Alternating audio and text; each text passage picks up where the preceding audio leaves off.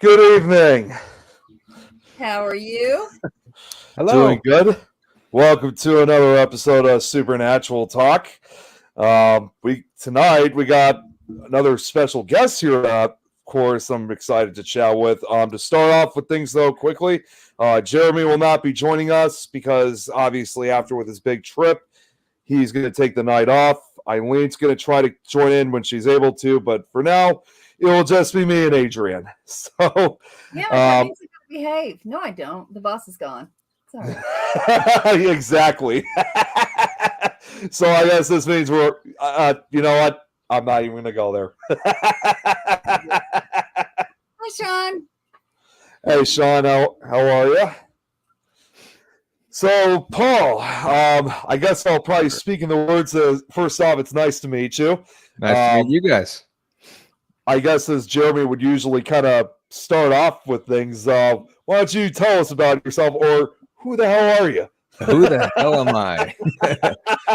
Well, my name's Nick, I'm gonna send you a link to the page so we can put it up here. Yeah, sure. His page. okay. Cool. Okay. Yeah, I appreciate that. My name is I go by Paranormal Paul. I have a podcast on YouTube here, Paranormal Among Us. Been doing that since last year, January. And pretty much it all got started because I had knee surgery last January, and I was bored out of my mind, needed something to do, and I've always been doing podcasting, one form or the other.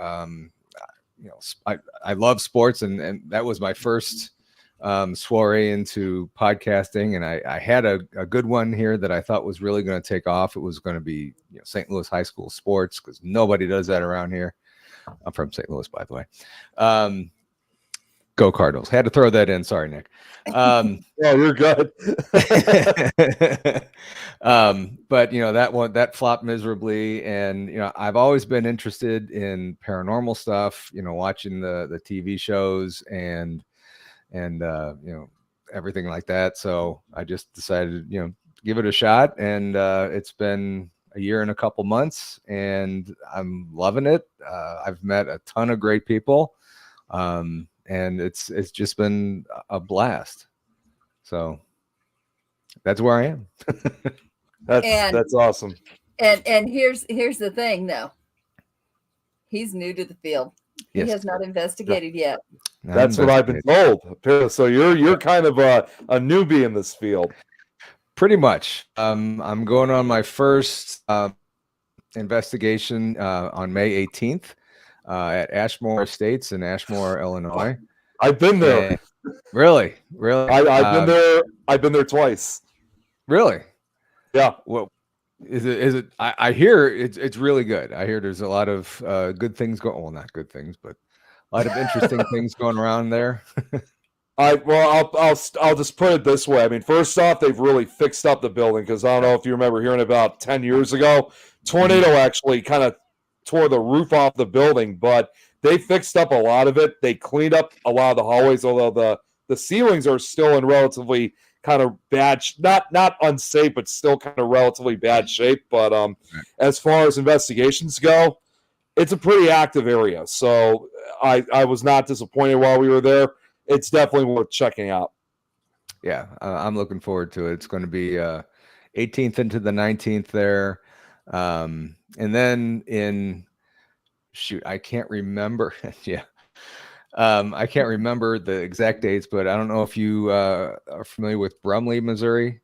There's a haunted castle house down there that I'll be at. So that's going to be a 3-night trip. So I've heard of Brumley. I'm jumping in all the way in, baby. They get so expensive. They do. I've heard of Brumley, but I never knew about this location in Brumley. Yeah. Some friends of mine live down there, and they investigate there quite a bit, and they invited me to go along. So of course I said yeah. So yeah, fun. And my shows are on Saturday night, 8 p.m. Central. That's my main show. I do too. I just started a second one. It's also paranormal, but it's going to be on the a lighter side. I call it Paranormal Among Us. from the patio. And I sit outside on a Tuesday or Wednesday afternoon and just, tell stories or invite people on. And if, I put the link out there and somebody wants to jump on, they jump on, and it's fun. I enjoy doing that one, just kind of on the lighter side and having a good time with that. So I'm going to ask you the same question that we've all been asked. What got you into the paranormal? A lot of people answer that question where they say I've had I live in a haunted house, or I've seen Bigfoot and I didn't know what it was, and I'm on a quest to that. I ain't got none of that. I just love it. I watched Ghost Adventures for a long time, and all the other TV shows. What? Yeah. I'd say the same things. I mean, during the earlier seasons they were awesome, but now anyone that watches modern ones, I'm like the same thing. I'm like, sorry. And quite honestly, I totally agree with that. But I've gotten so where I just watch the first half of the show where they talk about the history of wherever they're at. Yeah. And then once they start doing their lockdown or whatever, I stop it and stuff. But I've learned, that's one thing that I've learned, that them on TV, they're great people, I'm sure. I don't want to out anybody, but I mean, it just seems a little bit more sensationalized for TV. I like the more down to earth reactions, I guess. Yeah. I'll tell you two things. I was actually at a location when I first started, right behind Zach. Really? I think you told me that. Yeah. They didn't have anything nice to say about him. Really? He walked in, did his filming, left his crew there. Wow. Just done. Which I guess when you're famous, you can do things like that. But I have seen the contracts for the channels. And in not so many words, it says you're going to fake it, because we're not going to send you 1,000 places and, on our dime, and nothing happened. Yeah. So, I mean, it's not how it's worded, but that is the gist of it. And, I spend a lot of time in TV production, and, a lot of it is, make sure that your reactions are big, whether it's you're scared to death or, overly happy about something, make sure that it's big so people can really tell. Yeah. I like the, I don't like. Yeah. Now, of course, I told you I got to investigate with Mustafa, which we all did. All of us on here. Jeremy did. Nick did. Eileen, if she shows her 21-year-old self up. 24. Oh my God. Yeah, she's not. She is not. We just say that she is. No, I don't.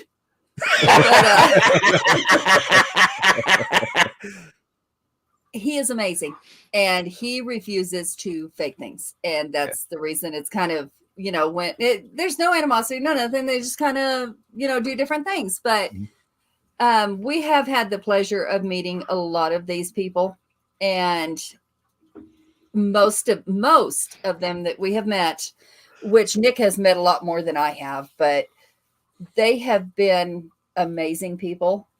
They are not stuck with their head up their rear ends. No. They've been amazing, and I love that. But of course, you have your ones that get this much fame, and it's like the let's go ahead and break you in with me immediately. We have the little dick syndrome. Guaranteed. The little dick syndrome. Oh, okay. You get this much fame, and you think you're this big.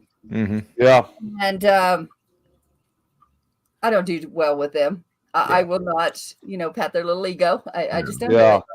No. But a lot of the people we have met have been amazing. And of course, we've met others that have not been, but the ones that have stayed with us and that we have started associating with, kept associating with, Yeah. are amazing. Our audience is part of it. Yeah. We would investigate anytime, any place with any of these people because we can trust them. Yeah. We know that there's nothing going on. And that's cool. You know, I'm the same way. I don't like fake. I will never be friends with anybody that's fake like that. I don't even like fake boobs. And you know, I've noticed that I don't know your audience at all, but the audience that I have and the other shows that I've been associated with, everybody is, well, I shouldn't say everybody.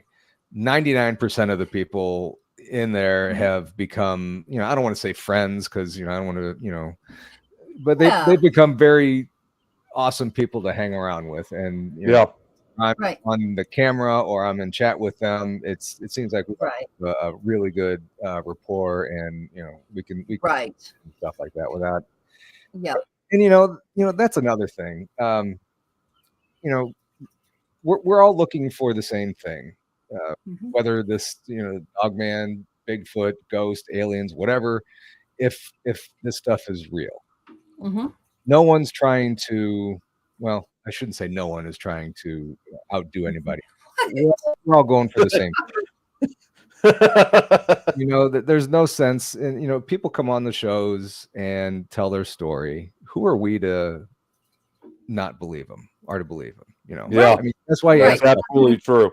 Yeah, and you know, the really good encounters, they're on multiple shows, and a lot of the viewers will hear the exact same story. You know what? The exact same story, that's probably real. If they go changing it, then they're fake. Exactly. So, and I agree with that because Nick's heard it on several shows of my stories, especially Old Park Hotel in Ballinger, Texas. That was one of my very first. My first was Haunted Hill House in Texas, but you've heard of that. That's a whole different story. But my first real investigation was Old Park Hotel. And if I were to tell this story when I have told this story to some people, they're like, you know, they don't say it, but you can see it. And you can feel it, you know, that they're like, have you lost your mind? Yeah. Because that's not possible. But, you know, a skeptic can debunk anything, which is why I enjoy having skeptics with me, my husband. But I also, you know, there's things that we see that we cannot explain, or we feel that we can't explain. And most things that happen to us are not explainable because they're feelings. You cannot validate on camera what you feel or what you see if the camera doesn't see it, or how you're feeling, how it made you feel, or being touched or anything else. You cannot validate that on camera. Right. Yeah, no, you can't.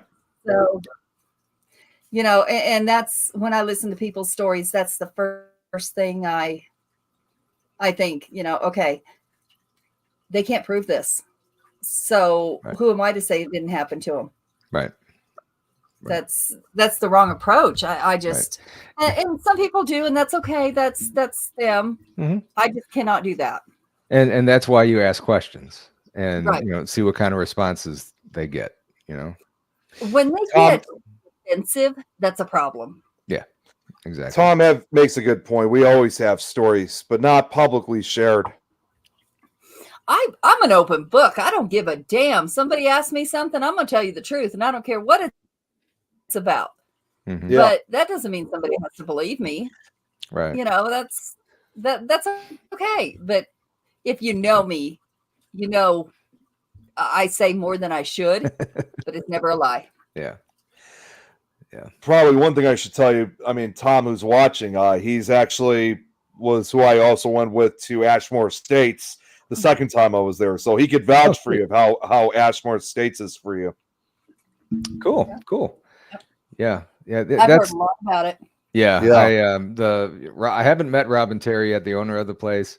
But he's going to be there when we're there, and I'm looking forward to this, and it's going to be really cool. I'm looking. They say that a lot of people are going to be sitting out by the fire pit and stuff. I'm going to be the kid in the candy store. I'm just going to be running around all over the place. I got to sit down for that. Oh, I'm done. Okay, I got to get back in there. So, and that's where you're going to get your evidence, is not with everybody. Yeah. Because when we went, I mean, we didn't go on like one of the big tours. I mean, we did have a few other investigators. Like the first time, it was actually, in fact, Ashmore Estates was the very first location I got to actually investigate with a paranormal team that was with Midnight Paranormal Society back in 2011. Not the one from Texas, of course, but it was also the first place too where I also witnessed my first full body apparition. The only problem was compared, and this is why I praise you being able to go now, because we didn't have this back then. Was we went literally a few days before Christmas. It was winter. It was freezing cold. It was like the coldest I've ever experienced on an investigation. But now things have changed, because now they got sleeping quarters. They got ACs. They got heating systems. We didn't have all that stuff back then. So when I went back, when Tom and I went back, I believe it was 2019, I was just amazed of how much that place has really changed. And the second time I went was actually the first time we went during the daylight hours, because the first time was just for the night investigation. Yeah. I think our event's going to be from 11:30 in the morning until 2 a.m. the next day. There's going to be guest speakers there, and all kinds of fun stuff. So it'll be a good time. That's amazing. Yeah. You definitely want to visit the bridge. There's a bridge. Yeah, there's a bridge nearby where a supposed murder occurred, and St. Omar Cemetery, which I believe some of the patients from Ashmore Estates, I believe, are buried there. Oh wow! I'm writing this down. I'm taking my notes. I'd like Tom to correct me if I'm wrong. This just in case this is also at the same cemetery. There's also supposedly a witch that's buried in that cemetery, but they changed the date of her actual death date. It is help me out, Tom. I think they switched it to like February 30th or something like that. And the idea was to keep her at bay, because as we all know, there's never a February 30th. So it's kind of shady. It's kind of hard to describe, but if it's at that same cemetery, if you find that grave, that's something definitely for you to check out. Yeah. And they believe that that's going to keep somebody at bay. There's something written on a tombstone. Yeah. And yes, I did. I fell asleep on the bench outside because I had, believe it or not, I had my energy drained while I was at Ashmore Estates. I believe it. Yeah, I'm taking. Speaking of energy, I'm taking battery backups for my phone, for my cameras. I'll be. Hopefully, they won't all drain, but Which is the witch's grave, the sphere? Yeah, it's like a spear. Yeah, witch's grave, the spear. Yeah, it was like a spear shape, if I'm correct. Robert, correct. How the hell do you know about this? You don't even live in the country. What the hell? That's what I was about to say. How did he know about this? I mean, unless of course he probably looked it up or something. That's okay. Yeah, I'll give him that. Or he's just, I get around. Boy, I wouldn't brag about that.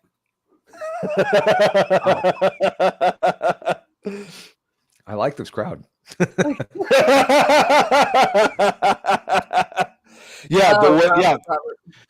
witch was coming back after a year after her death.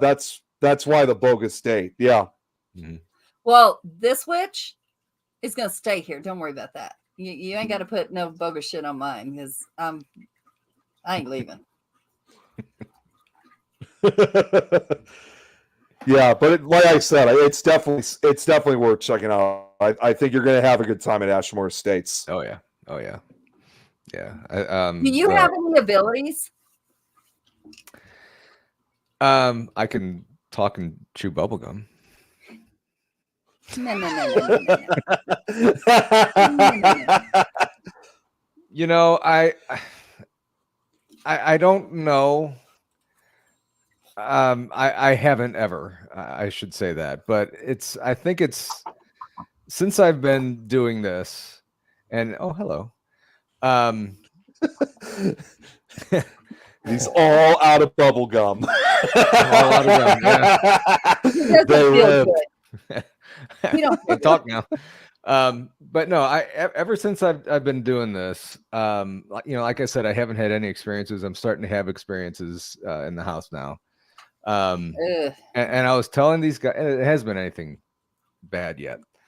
And I was telling these guys backstage that, yes, I can pee standing up. Yeah, I can do both. What? Damn, Tom. Gross, Tom. Well, Tom, if you're going to get in trouble standing up and you can't hit your mark with a Fruit Loop in the damn toilet, sit your ass down. Sit your ass down. No comments. I bet. Anyway,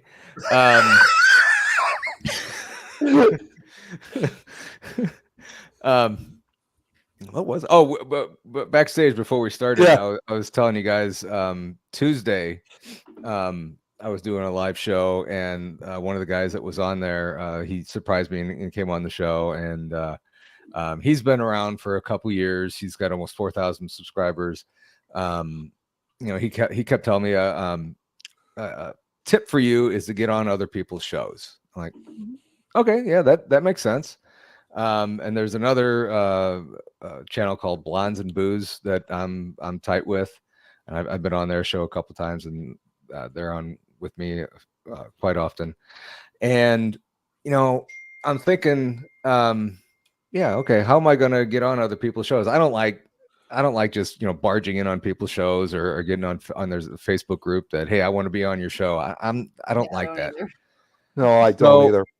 So then all of a sudden, my cousin Kyle texted me with your husband's on there, and then he told me about you, and now all of a sudden I'm on another show. I'm like, okay, so things. My wife and friend are texting. I was going to say someone's getting quite the popularity tonight. It has, and it has nothing to do with me. It's about dinner plans for Sunday, and and I don't know how to turn that off on the computer. That's Anyway, important. yeah, they're coming to our house, and so, yeah. That's very Anyway, important. it is. I don't know. Oh, so things like that are kind of happening. That I'm thinking something, and then all of a sudden they're happening soon after that. So I don't know if that's a thing or if I don't know. Yeah, that's yeah, my husband was telling me. He told me a long time ago, because I guess your cousin said it a long time ago. Mm-hmm. Because my husband, I don't know how it comes up in his business that I'm an investigator. Mm-hmm. Have no idea. It does. And there's two reactions. Either what? There are worse places for him to start from. Or it's oh my gosh, I give me her name. I want to talk to her. Mm-hmm. And a lot of times I'll get messages, to read people, to do mediumship. I'll get messages to do either like Reiki or crystal healing, something like that. I started out just investigating, and I dove head in. I'm too far in there at this point. But That's what she said.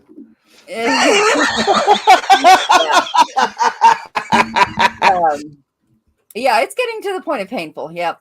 But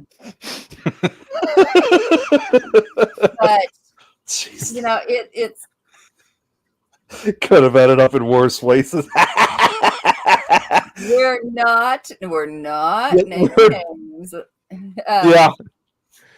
But this field, if you can weed out the idiots, and you don't find those idiots until it's too late.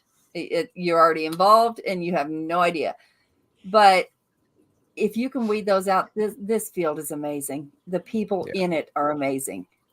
Yeah. Like it really is. Everybody on this, everybody that's on this chat right now that's participating is family. Yeah, we joke. We joke around a lot, but at the same time, though, and it's just like you just said, it's true family right here. Yeah, it is. If any one of these people, except for Robert, because he lives across the country, if something were to happen where they needed us, we would be there. We don't have Chris on tonight, but I'm fixing to go investigate with Chris. Of course, he's in my state, but Nick got his first show, Blondes with Big Wigs. What? I am not I don't know what he's talking about, but I am not going there. I had mentioned the show Blondes and Booze. And booze. That's how we see B-O-O-S. Nick in black and white right now. There's a reason for that, because we say boobies and he turns beet red. That's why he's in black and white, because I have no problem saying boobies. No, it's not. It's because of the OBS program. That's why I'm kind of in black and white. Tell your little story any way you like, Nick. It's not a lie if you believe it. Right. Yeah. You go. Yeah, I'm good. Bird Watchers Anonymous. Oh my God. Wait, what? Bird Watchers Anonymous. Jeremy, just why he keeps lighting the way he does, so we can't see the red. I'm telling you, that's the reason. All right. No, it's not. I have to say, it's almost like, oh my God, it's like Mr. a million times. You know how to shut that shit off and go back right. No, not exactly. See, Paul, what I was going to say was, and I've said this a million times, where I'm at, obviously, is a desktop, but the actual computer screen is a television monitor. So I got a light just blasting right on my face. So I'm sitting literally right in front of a TV monitor, not a computer monitor. Here's an idea. Move it back, and you're fine. It can't go back because all that's behind it is just the wall. TV can go forward. That's. I guess I could try that. I'll give that a shot. Yeah, no joke. One of these days, we're going to end up banning a show because it's going to be movies. That's not on me, because you guys are the ones who are saying that.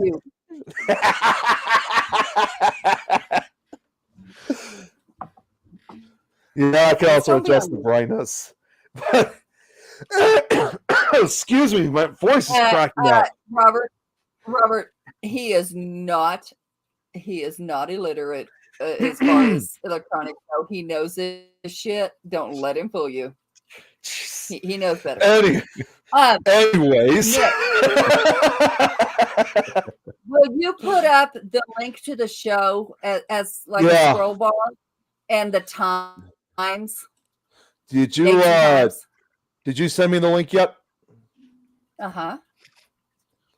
Okay, because for some reason here, which chat did you send it in? Because I sent it straight to you.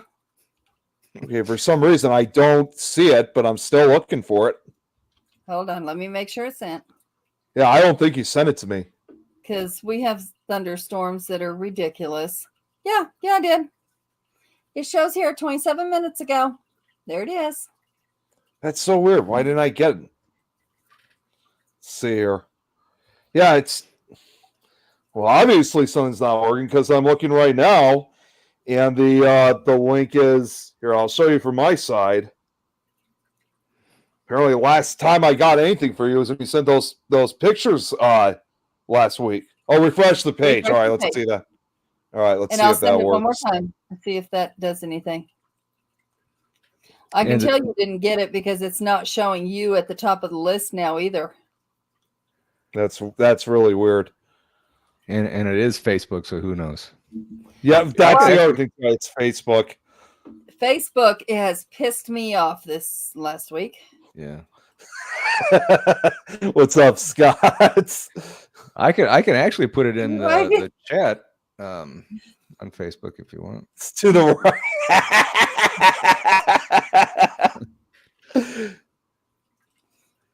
All right, well, I refreshed the page, but I still don't see anything. I'm checking my phone too.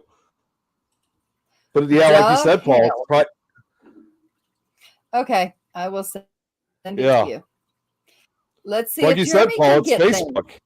Yeah. I hope so. Well, it shows that it's sent, but we are having storms here, so I kind of understand there could be issues.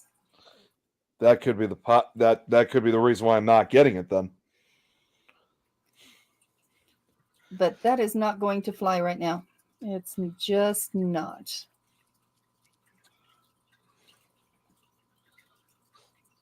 Obviously, it's some type of issue. I don't. I just don't know what it is. Like, There we hey, go. Jill, what's up, Jill? Hi, Jill. Thank you. Okay, it's sent, Jeremy. Yeah, Irene. Okay, well, hopefully you could try to send it. Hopefully you could try to send it to me, so eventually I could share it out here because I was ready to go sharing the link out. Well, that's okay. Stay ready to go. We got So this. Fingers poised on the keyboard.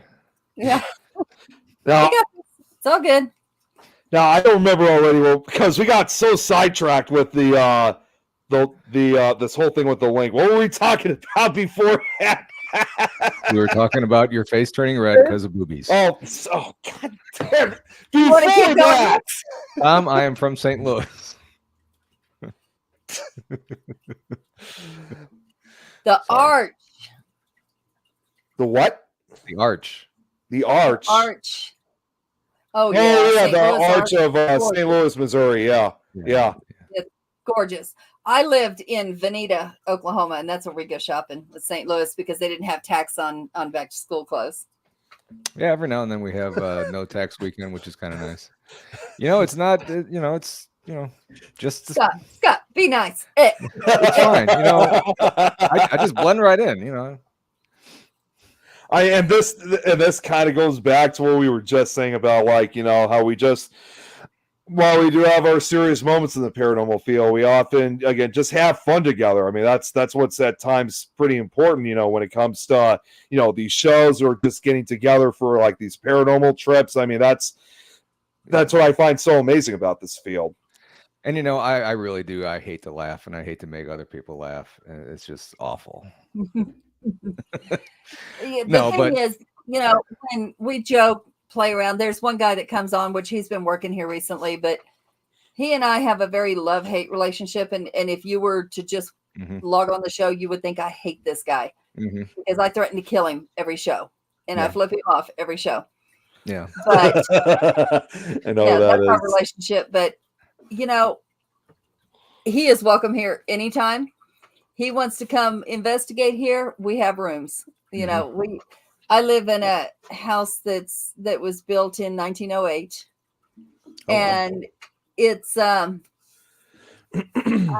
not going to say haunted because what lives here is family. Yeah. It's many generations of family, and I think we had more dead guests at our wedding than we had living, Oh, wow. which is perfectly fine. When people walk in, they'll Yeah. be like, "This old man greeted me at the door." Yeah. Okay. So he died here on the couch in whatever year. And on his birth certificate or death certificate, it says his blood dried up because back then they didn't understand your heart just stops. Oh wow. And this was so they said, blood dried up. oh wow. Yeah. And Jeez. he Wow. greets people at the door. We have a red hallway upstairs that's the wallpaper's red and the carpet is red. Mhm. The house is crazy. And when my husband's mother, which she is in her 70s now, Mhm. was a young girl and lived here, they used to, when they turn lights on upstairs, all you see is red. And they would laugh and say, you know what, there's and it was 3 sisters that lived up there. And we like, Hooker's lights are on. And it is still that way. Like, all you see is a red glow. Put the link in the private Yeah, chat. Jeremy said he couldn't. Yeah, he couldn't get the link either. Here. I can put. I'll put it in the comments on Facebook here. Okay. Yeah, because he was gonna say, yeah, just put the link in the private chat, Yeah, but put it in the private chat because what the hell? It's got to be the storms here. You want But why isn't it Yeah. affecting this? Rainier says, "Can never live in a haunted house again. Done that and would never do it again." And I know it doesn't work out for everybody because I've heard I her love tell it. that story before. Yeah, I mean it affects people differently.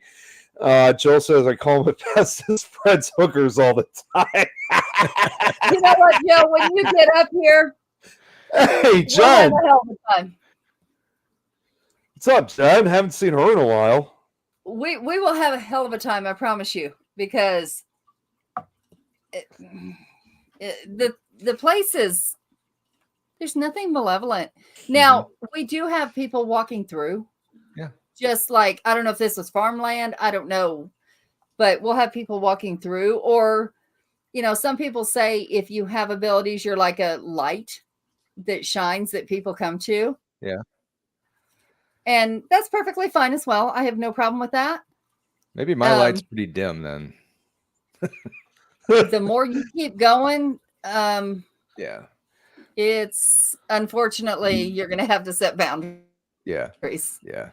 Well, Facebook adjusted. It Oh, just added this okay. AI feature to their programming. I noticed that. Yeah, it's I hate yeah. it's really annoying. It's like they think they're doing this to benefit Facebook, but they're making it actually a lot worse. Yeah. Everybody keeps saying, please put my search bar back. We don't like change. No, we Make it really the same. don't. And I really don't But- like the fact that they don't let us stream I our know, that's shows to the stupid. pages we want to. Yeah. I don't understand that, but you know, It just doesn't make any sense anymore. That's kind of the sad part about this whole thing. yeah. I usually just do mine all on YouTube, and then I'll share out the link, you know, afterwards or whatever on Facebook and stuff. So, you know, it is what it is. Yeah. You love my haunting background? Cool, thank you. Actually, this was taken in my backyard. There's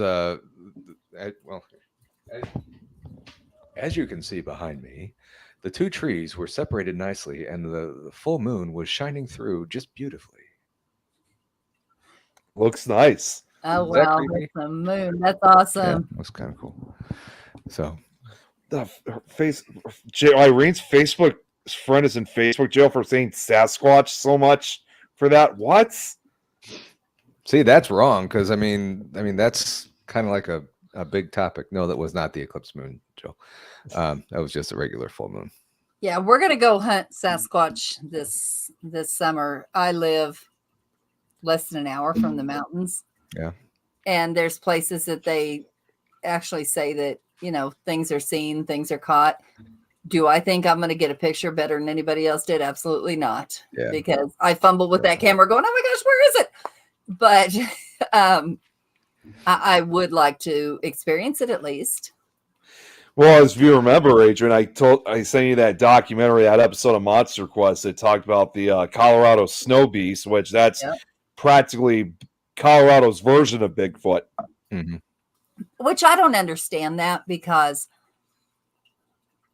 I mean, yes, there's snow, but even in the ski areas, sometimes by now, there's nothing. Yeah. This year, it's actually been a little extra snow, but if I were to go up there, maybe tomorrow before the storms hit, if there was a snow beast and he was white, you're gonna see it. Yeah. Because there's Yeah. not that much snow that stays there constantly, not like Antarctica, not like the North Pole. It's not like that. Yeah. So I live in South St. Louis County, which is just south of the city and everything. And we are probably, as the crow flies, I hate saying that phrase, but as the crow flies, we're probably like 5 miles from the Mississippi River. Mm-hmm. And there's a park called Cliff Cave Park. And just south of that is a big, huge wooded area. And there have been many Bigfoot sightings right down there. Mm-hmm. So I just need to figure out a way to get in the park at night. Yeah. Do they have like places you can camp, anything like that? Not there. Not there. Oh, Not that okay. I know of. Okay. Not that I know of. Okay. Not that I know of. Joe's got a question. Do you have a favorite cryptid you like to study or look into? Honestly, I've never really, before doing this, I was always more interested in ghosts and UFOs. And it's just in the last couple months that I've really gotten into cryptids and stuff. And I'll tell you, there's two guys. I don't know if you're familiar with the names Matt Emsch or Ernie Davio. They have fantastic. Let's see. Ernie has a Bigfoot encounter that was just freaky, and Matt had a huge Dogman story that is just terrifying. And I would try and tell the stories, but I certainly wouldn't do either one of them justice.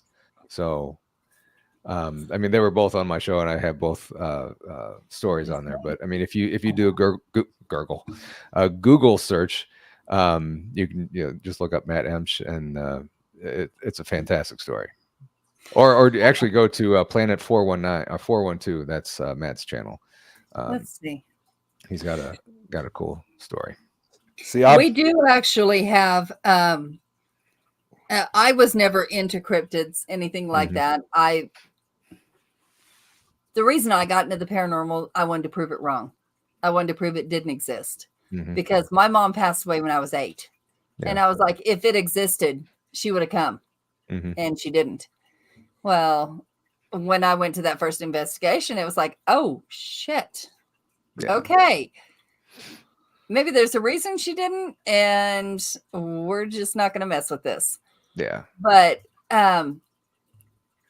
so now the more I learn, I'm like, okay, one at a time, because the more answers you get, the more questions you have.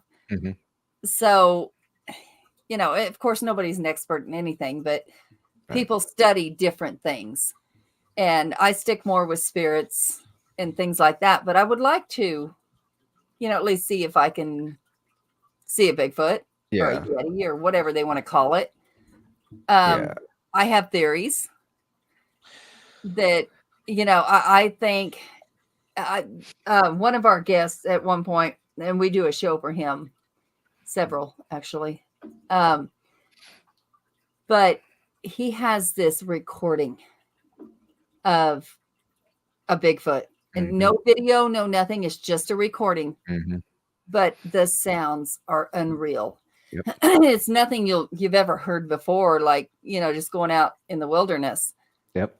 And he says that there was like a pregnant one and a child. And the pregnant one was the one making those sounds. And when he saw it, he was pretty close to it, like across the road. And it did not try to, hurt him, anything like that. It made noises, like calling the rest, come help me. But, we've heard there might be like wormholes that they're coming through. We've heard they live in caves. Yeah. And so that's why nobody sees them. We're finding animals all the time. Yeah. So, why is there not feces? I don't know. Why have we not found dead Bigfoot? Like skeletons or anything like Yeah. that. Yeah. I mean, maybe we have. I mean, but you would think that with all the sightings that we've heard about, that maybe we have. And a lot of the stories that you hear is that they take up, they move, a huge distance in a blink of an eye. Well, there's no way even a 10-foot creature can cover that. So I'm thinking they have to be going through some kind of portals or wormholes or something to get from point A to point B in less than a second or whatever. I mean, yeah. I don't know any other explanation for it. And I'm not saying that I'm right or wrong or anything, but we don't know. Nobody's right or wrong, because interdimensional. if we knew, there wouldn't be an issue. Yeah. My God. And I've heard a lot of that they're in caves, living in caves. I mean that and Dogman and stuff, whoever. Caves seems to be a common denominator too. See, I do a lot of, I study different aspects of the paranormal. I basically study everything, but one of my favorites, in my case, obviously, is cryptids. So, I could go on for hours on end about when it comes to certain cryptids and like why we haven't found evidence or anything like that. It's just, it's really odd that, like you just said, we haven't found any like types of evidence, like whether even if it was just a hair sample of some sort. But this once again goes back to what we were just saying about like the interdimensional being, portals or whatever the case could be. Yeah, hair samples we have found. Yeah. They just came up inconclusive because there's nothing to compare them to.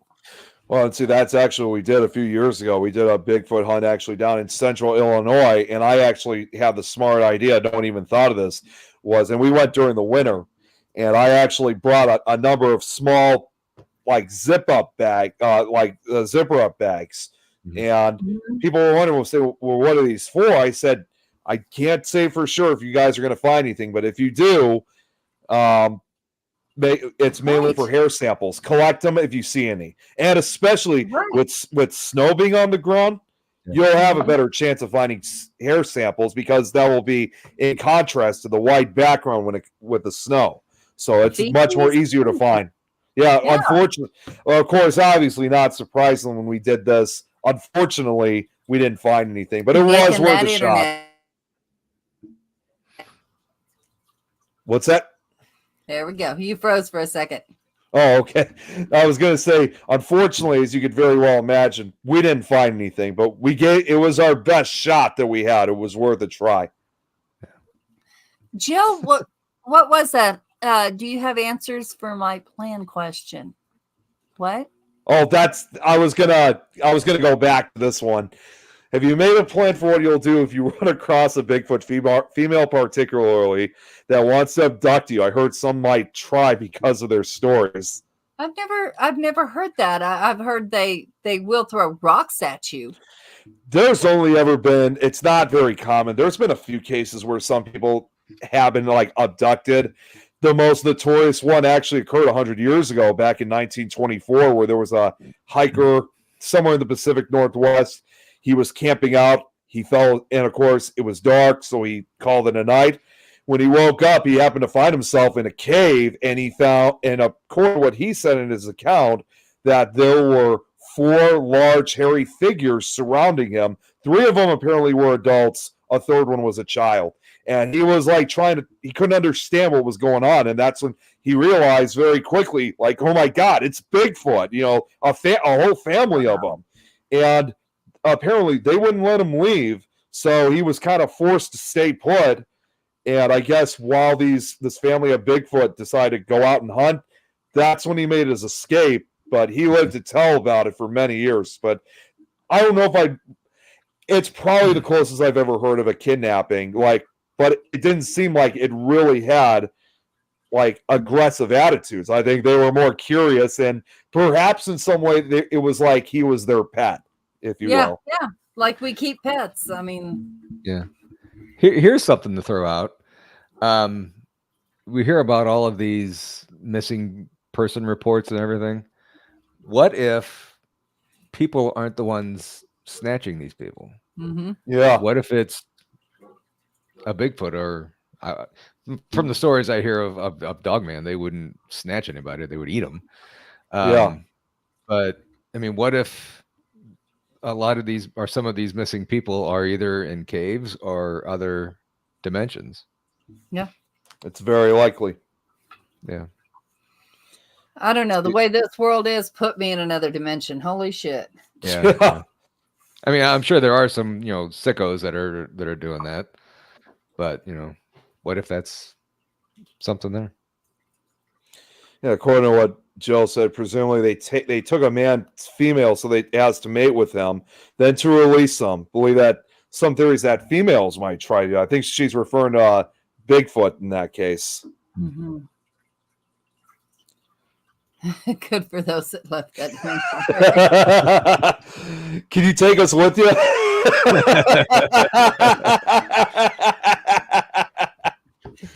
I don't know. There's so many theories. There's so many. Yeah.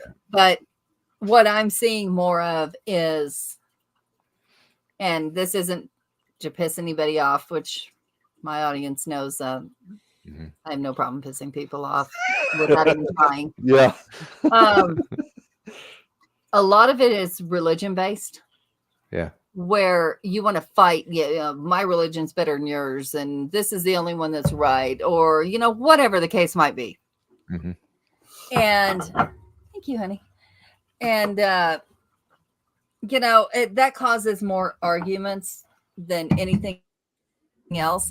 If we were just to look at facts and not what was rewritten, spell books, whatever the case might be. Yeah. Let's look at facts. Yeah. I had a conversation with one of my Facebook friends today about that, the rapture. I made a joke that, I missed it again because it seems to be happening every month now. What if the rapture is not God coming back to get his people? It's this world's fixing to implode. Yeah. And if we look at facts, this war is happening. It's going to happen. It is happening around us. And these people that are considered such conspiracy theorists, there are some that are so far out there that I don't know where they got their information.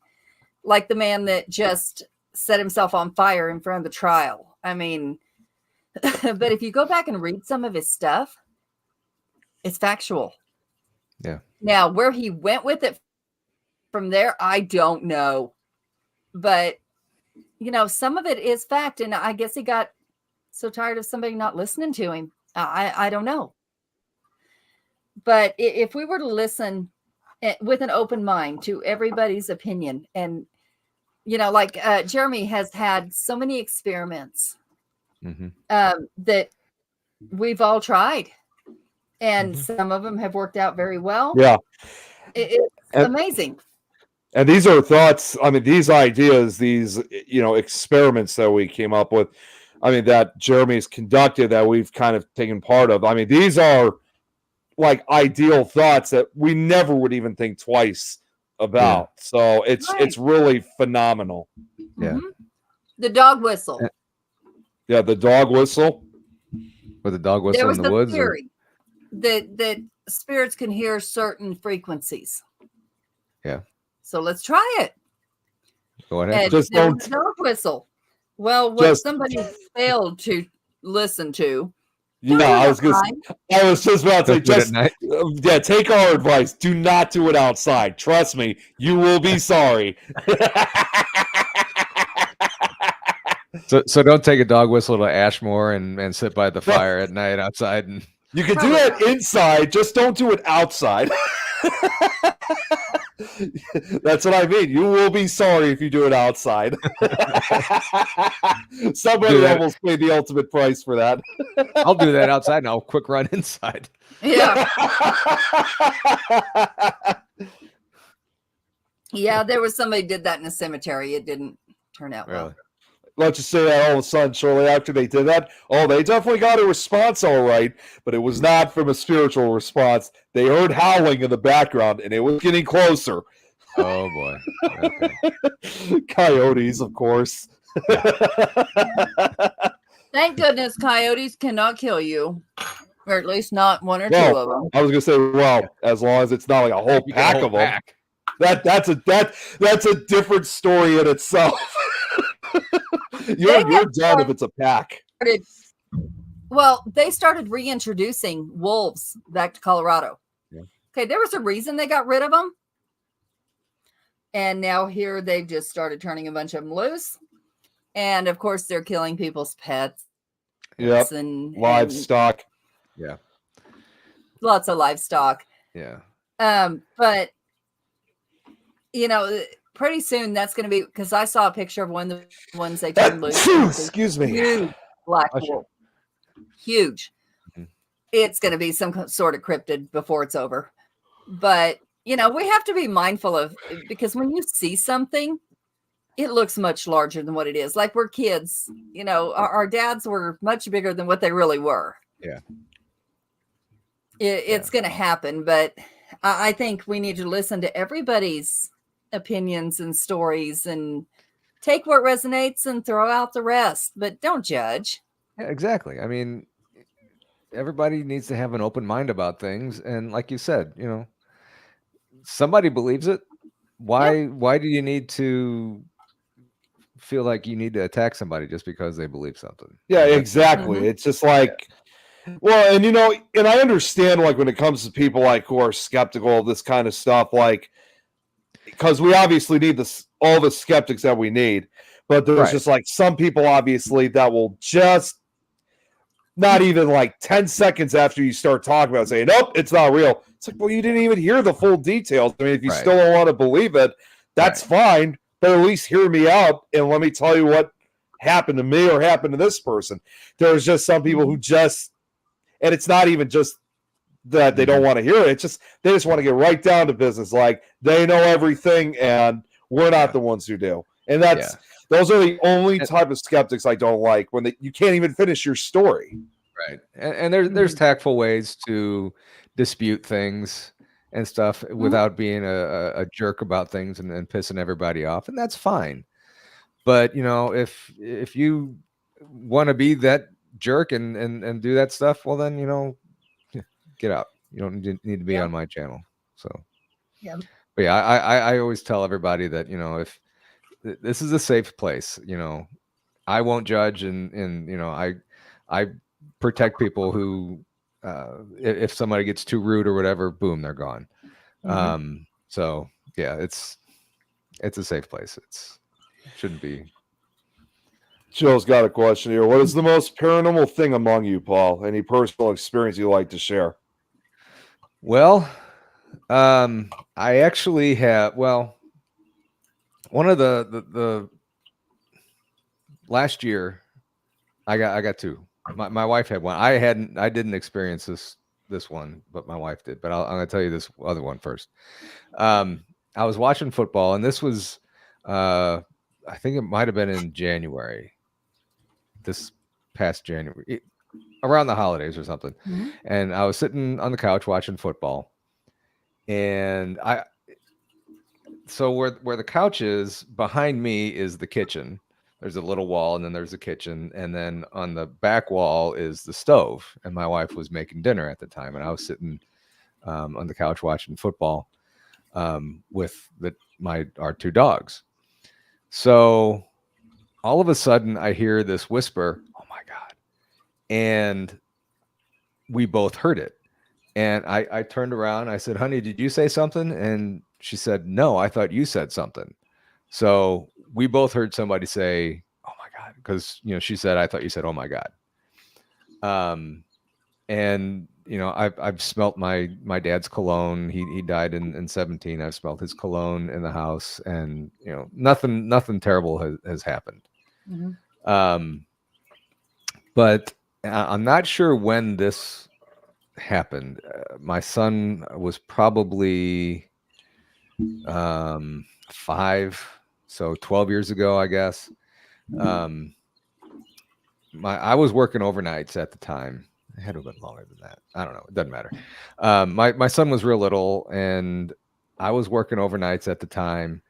And my wife was. We have a 2-story house, and from the main level, you go up a flight of stairs. There's a landing, then you go up another flight of stairs.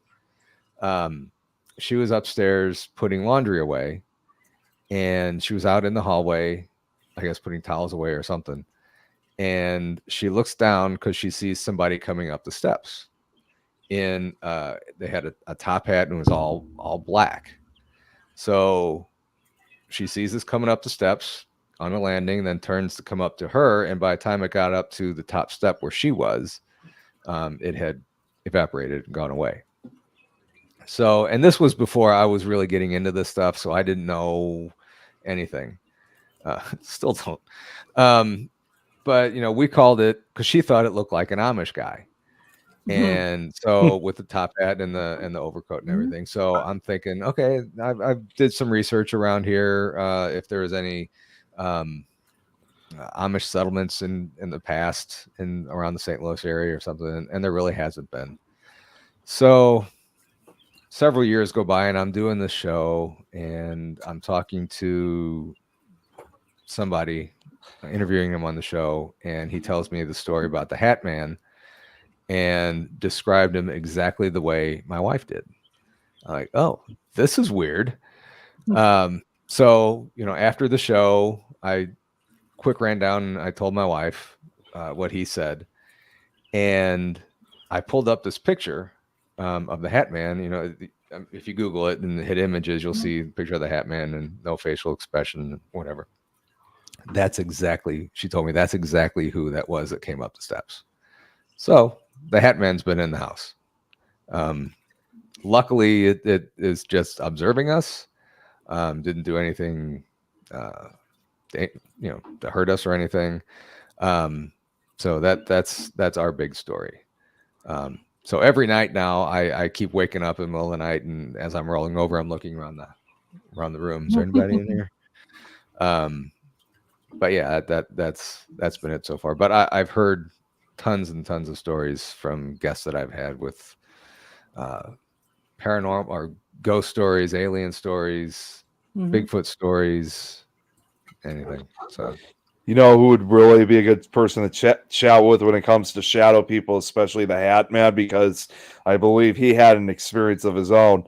And it's actually someone I got to try to get on this show too at some point. It's Mike Ricksecker. I don't know if you know who that is, Mike Ricksecker. Huh. He does the Haunted Road Media page. He has like his own podcast, and he's written a number of books. In fact, myself and Tom, we actually wrote 2 stories in one of his books that he did, and we're featured in another. But he's had a huge fascination when it comes to shadow people, and including the Hat Man. So that's definitely someone else I'd recommend you should talk to at some point. Oh yeah, definitely. I'm very curious about where that comes from, because we always hear about the top hat guy, whatever. Yeah. And one theory that I heard that kind of resonates until I hear something better is, like we say will is everything. You will things to happen. You can make yourself better, or you can make yourself worse when you're sick. You can, it's mentality and will. So there was a theory that at one point there was a Slender Man going around. Yep. Yeah. I remember that. And somebody just came up with that. They drew it and came up with it, and everybody started, oh my goodness. So there was a theory that, did somebody draw it because they saw it, or did somebody draw it because they made it up? Who knows? But all I know was that showing up. Yeah, all I know was that it started in 2009 on Something Awful forum associated with creepypasta. Right. So, can we manifest something? I know that, I've done investigations on houses where somebody is either bipolar, angry, something is going on where they manifest a separate entity from themselves out of anger, out of hate. Yeah. It may be grief, whatever, but it manifests an entity. Of course, the entity is not going to be a human, but it's an entity. Yeah. Maybe did we manifest that? I don't know. Because what is the Top Hat Man? I just don't. And if I'd love this. I had to take my uncle to the hospital a couple days ago, and I was sitting around waiting. I did a lot of research while I was there, and I was looking up like the origin of the Hat Man and where it's predominantly seen, and it's worldwide. So I was thinking that, okay, maybe if it was in like one region of the world or the country or whatever, that maybe there was some kind of incident that happened, and this is the spirit that was roaming around. But it's not. It's all over the place. So what in the world could it be? Yeah, Black-eyed children. black-eyed kids. Yeah, yep. What? And I've known people that have seen them, which I trust these people. I'm not going to say they haven't seen them, but the theory is that if you see them, you die. Well, these people aren't dead. Yeah, my wife's And not they've dead. seen them. Yeah. So, I don't know. I really don't know. But Jill is also a medium herself. And I Yes, do she have is. to agree with what she's saying. And and I was actually talking with a medium about this, and he was the one that told me about the Hat Man thing. And I kind of explained my wife to him, and he thinks that she's an empath. So, I mean, that could very well be. Yeah, which goes along with gifted. Yeah. I love hearing that there are male mediums. I don't see very many of them. Yeah. What was his first name? Daniel Jackson. Was it Daniel Jackson? Spirit Daniel. Yeah, I guess it's. God, I hope he's not watching this. But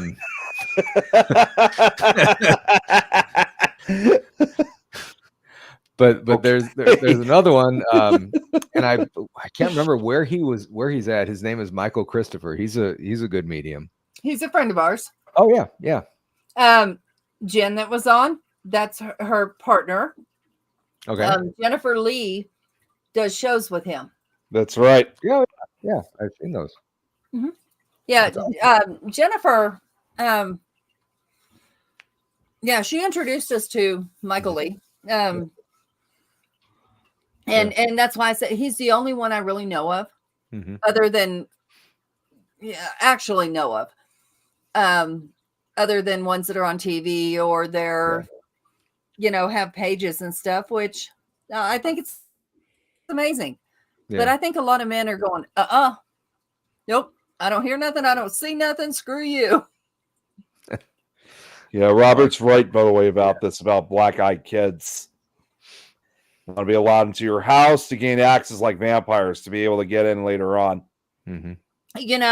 I think there's lots of theories on how you invite things in. You can bring it in with your belongings after an investigation. Yeah. Now, the story I was saying about Old Park Hotel, I didn't invite a damn thing. As a matter of fact, I didn't believe it when I went. But what I did do was a bunch of research on one of the spirits that was supposed to be there. And that spirit was Killing Jim Miller from the Old West. Okay. Or they called him the Deacon because he portrayed to be a church person. By the time I got done with his story, like I did all different aspects of his story, I felt bad for him. Yeah. Like, okay, I can kind of understand why you murdered this person. No, but that's kind of, I try to look at everything from every side. Yeah. And when I went in there trying to disprove anything, but still had an open mind, I said, all right, So, nobody was up but me and the lead investigator. Mm-hmm. And I said, okay, so this is your wife's name. This is your daughter's name. This is, your horse's name. You, the last words you said when you died, they wouldn't give you your trench coat, but they allowed you to wear your hat and your wedding ring. And I just went through the whole thing. And I heard a whistle, like a cowboy calling his horse. And I looked at the team lead and I said, "You hear that?" He had the camera in the spirit box. The spirit box is so loud and annoying. And he says, "No." I said, "Okay, never mind." I thought, okay, I'm tired. It's 2 a.m. Mm-hmm.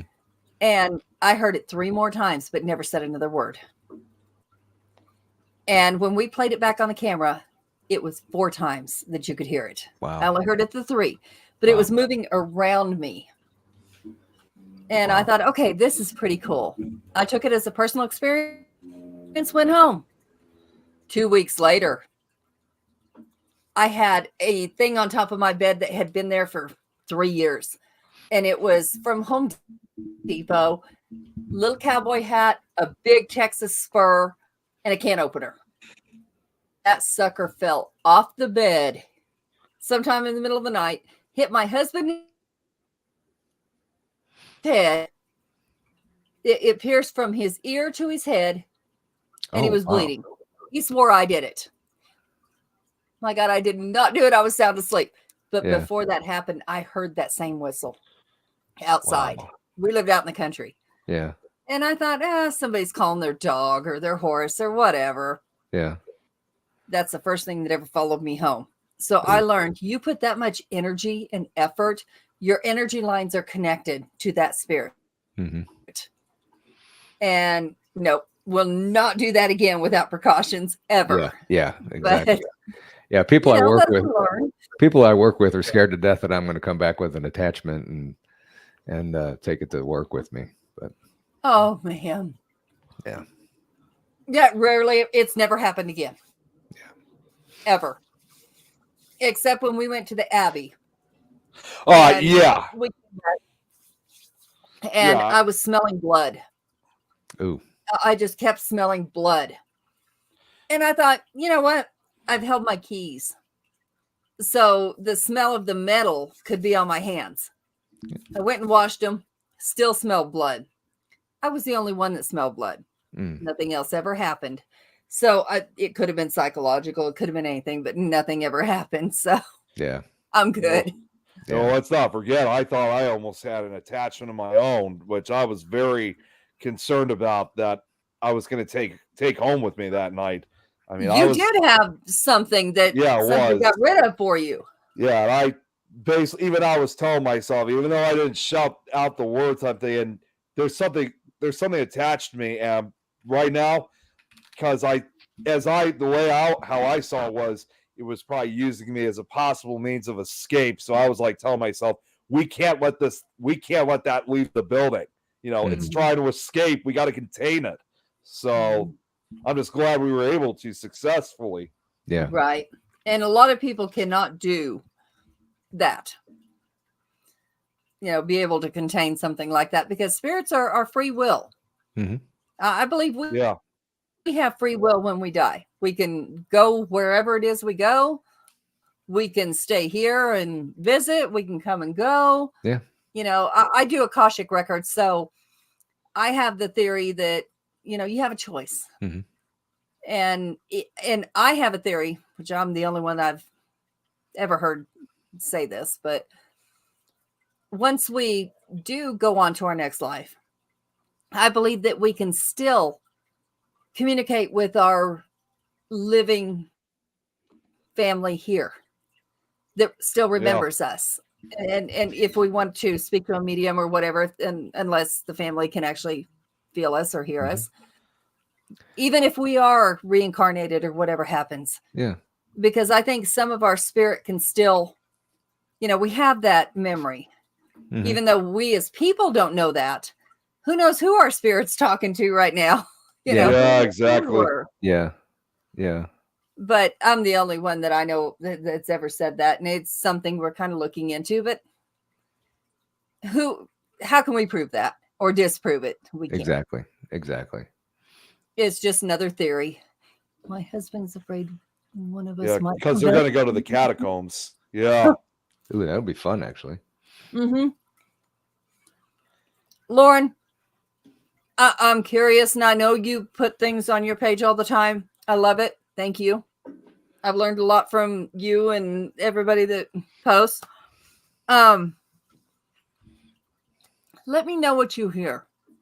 Is it in English? Is it in another language? I mean, I'm curious about that. I think once we pass, it's all telepathic.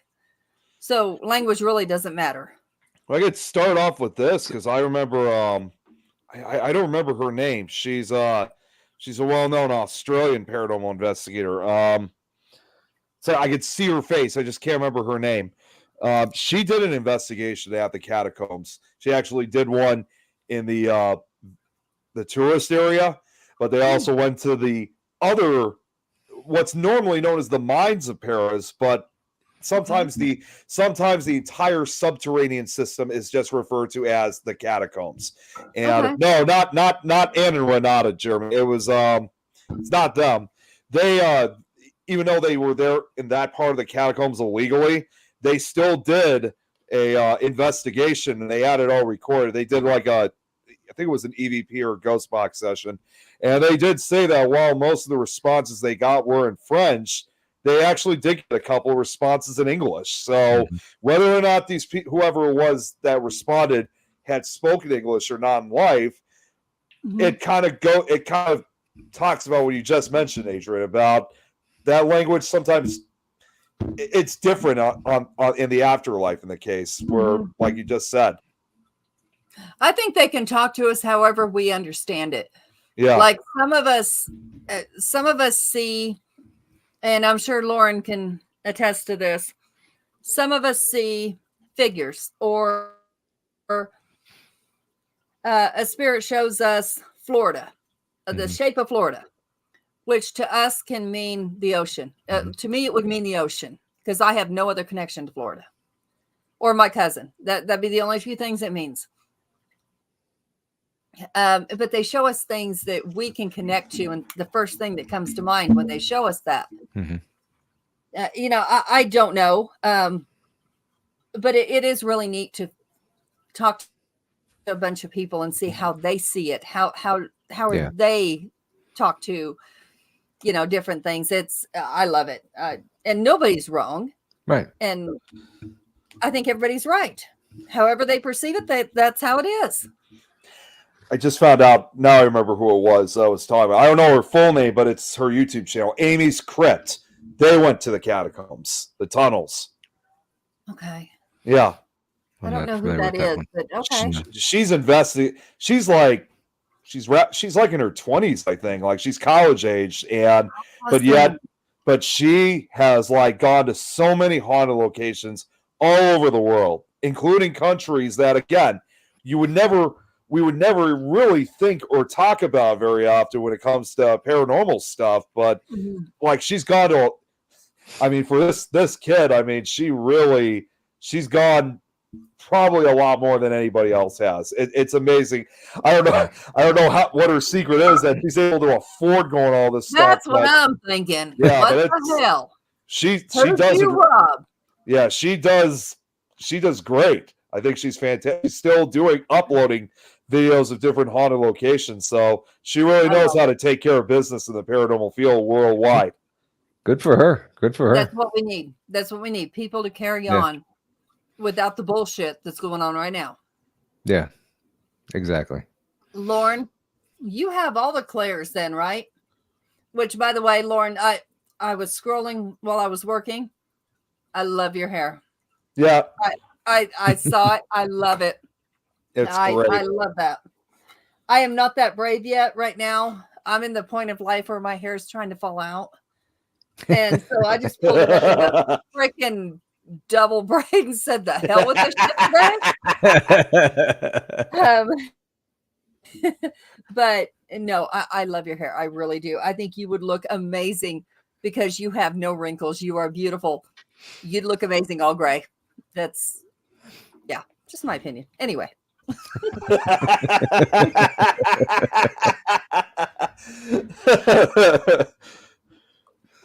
Oh. Well, I thought there was another question here. Oh, yeah. See, Tom makes a good point. When I was young, I thought spirits were like cats were friendly ghosts. Now that I'm older, I learned that spirits are connected by energy. So how do they have clothes since clothing doesn't have energy? I think they are naked and just grab the first sheet they find. My thought on that is, and it's really strange because when I'm not thinking about it, which that's the only way I can do readings is doing something else. I have to be doing something else. Mhm. If I sit and concentrate on a reading, I second guess. So I'm done. But how would we, as people here, put somebody in a certain time frame, in a certain era, without their clothes? Right. The last one that came to me was wearing a checkered, like one of those old cowboy shirts that had like the lines up and down. No cowboy hat, none of that. Yeah. But had those plaid lines. So that told me, okay, farmer. Because that's what I thought of. So that's what I saw out of him. And he was, of course, I didn't physically see him, but he was standing by my freezer and he's saying, "Where's my wife? I'm looking for my wife and child." And he's a young guy, maybe in his mid-20s. So my first thought, which we have to trust our first instinct, is his wife lost a child, either during birth or she left him. I don't know. I can't imagine back then she left him. But okay, he lost a child. He lost a wife. And then he was gone. He came to me a couple of weeks later. A little fuller beard, same clothes, and disappeared. Wow. I think he belongs to the land. I really do. Like maybe he was a farmer here. Didn't say anything when he came back or anything? Just no, not a word. As a matter of fact, I was turned over facing my husband, and I woke up and I could see him in my mind standing behind me. And I'm like, what the hell do you want? And he was gone. That was the end of it. And when spirits come back, almost like what you said, what era do they come back as? Is it the era in which they died? Is it the era in which we knew them? I mean, or do they just have a big old closet of stuff that they just pick and choose whatever they want to? Another idea is like that right there is what I'm thinking. It's because if we would associate them, if we would understand, okay, this era is from the 60s, these clothes are from the 60s, then, that helps us understand. If they came to us, thank God nobody has, naked, the first thing we would think is something terrible happened to them. Yeah. And they were stripped of their clothes and maybe tortured. That would be my thinking if one came to me that way. Gives new meaning to the word free spirit. Yeah. That's I've made pacts with some of my friends as we have gotten older. I used to collect dolls, lots of them. None of them haunted. I've never had a haunted anything that's an object, but I made a pact with one of my friends, and he is, we both know, on his way out. But years ago, we made a pact that when he passes, because he has no family to tell me, and he lives way over in New York, so he will come move my dolls to the end of my bed when he's gone. Now, if one of my dolls shows up at the end of my bed, we're gonna have a problem. But he is the one I expect to show up naked, just because he's like, haha, screw you. I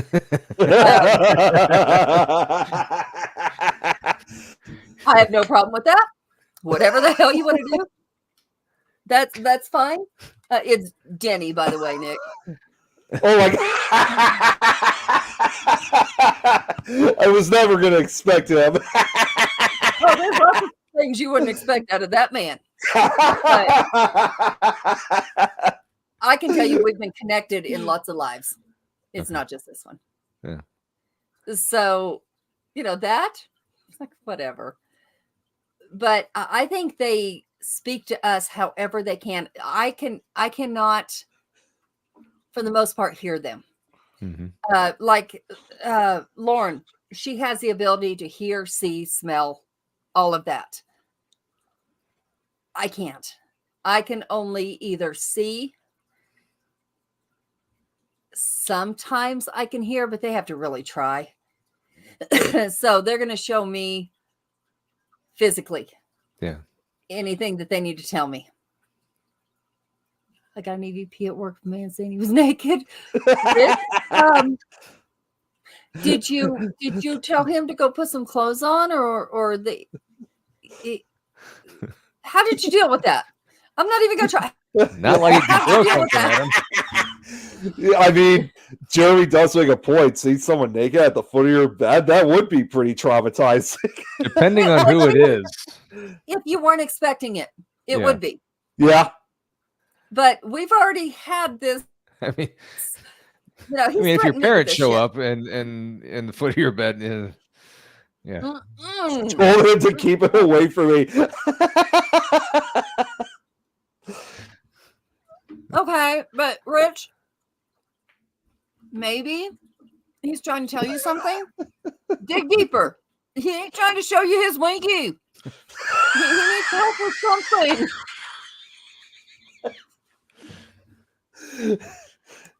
Poor naked goes to the cloakroom. It's when they show up in the bathroom with you. Yes.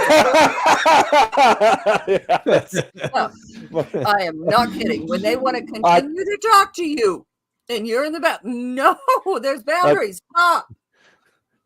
Go away. This is my space. As far as I'm concerned, I mean, when it comes to something like this, I'm always trying to tell myself that I still hope that in the afterlife I'll still have my vest, because there's no way I'm going naked. I still want to have my beloved vest with me even after death. Sweetie, you came in this world naked, you're going out naked.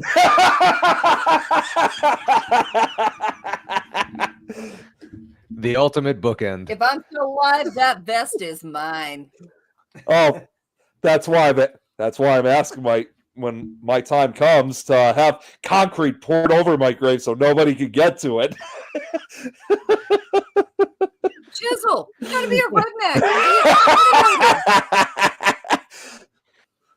Yeah, Jill, that ain't no joke. They really have no boundaries. Really. And the only one that bothers is us. Jackhammer. Because they really don't give two shits about our physical bodies, our, any desires we might have as humans. They don't give two shits about it. So, that's just our insecurities. We don't want that. At least the millennial ghost will be too busy trying to connect to Wi-Fi. Yeah. Well, at least they won't have to worry about running into things. I mean, they're gonna use silly putty, not concrete.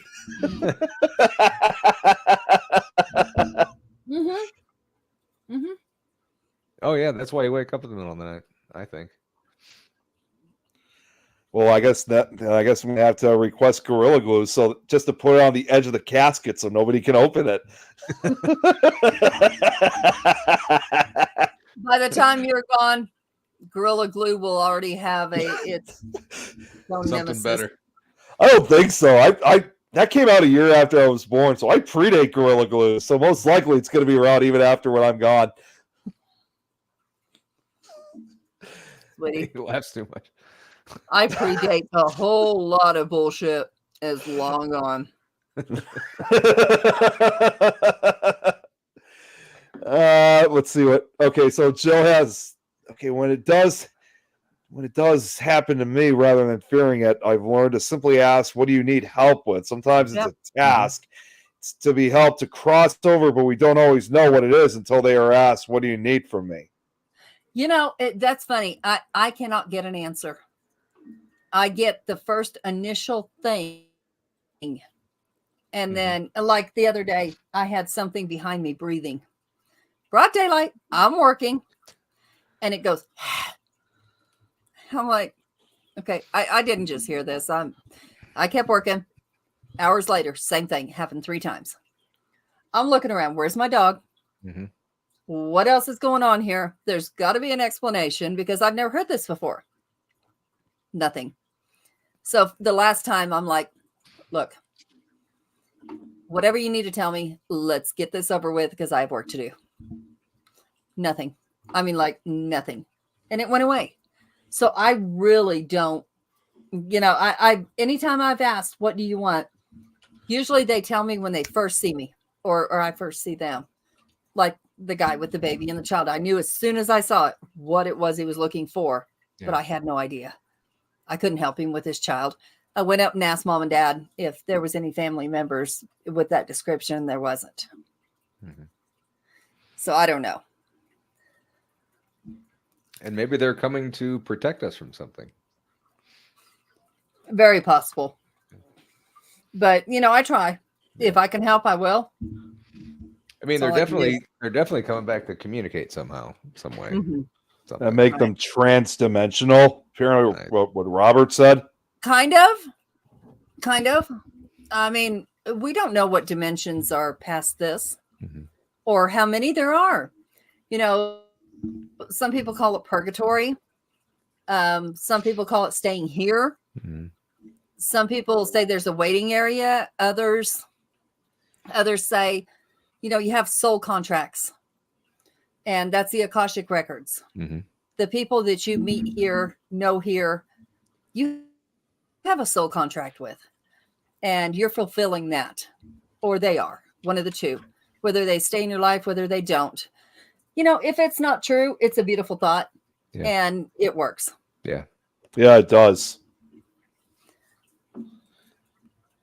Yeah, He wanted to know why they don't mess with him as he sleeps, like he's inviting it.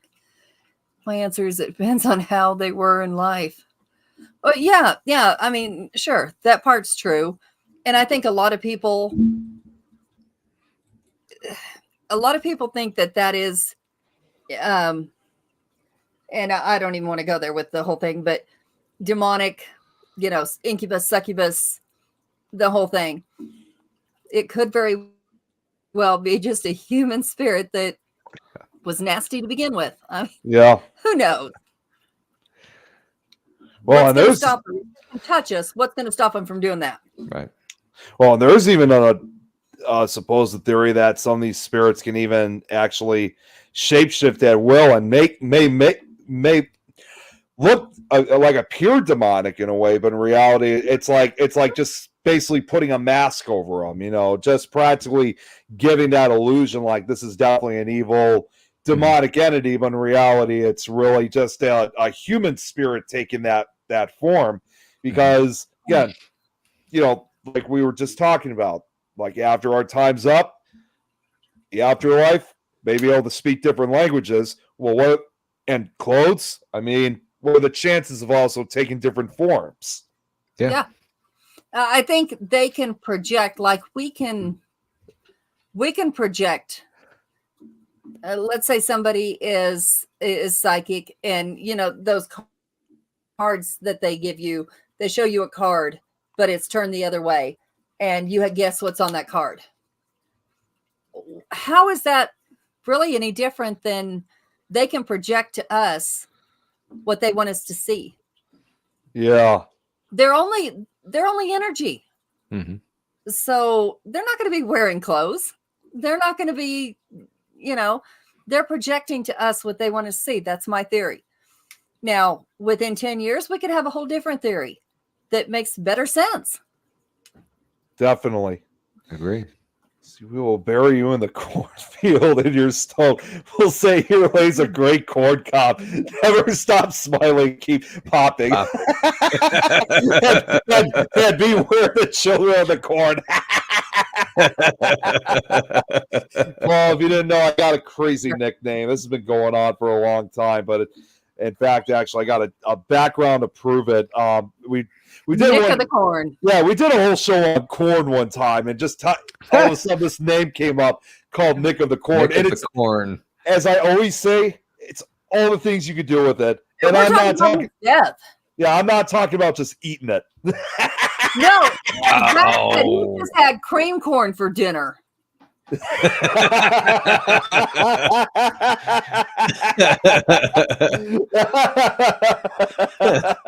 All righty. So we know what you're going to be in the afterlife. We see any of us see a can of corn, we're going to know. I guess I'll be the real he who walks behind the rose then. I will never eat corn in the cob again.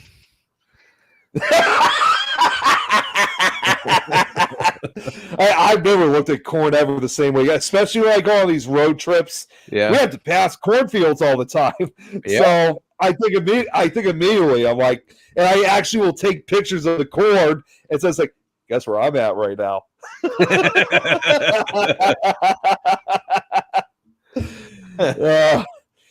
Okay, so Robert here says that the person expires at a Volcanic Springs hot tub, clothing optional, like at Bagby Hot Springs. They will be more powerful because they were in water.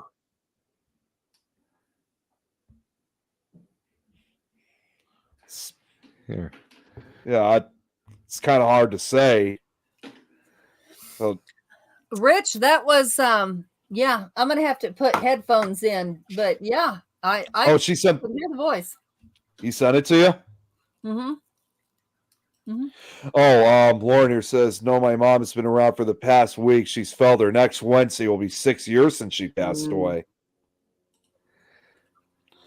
That's the other thing too. I'm gonna save it right before the end. If you guys haven't seen, Lauren's got a new painting that she sent me, which I absolutely love. So I'll put it up before we end the show tonight.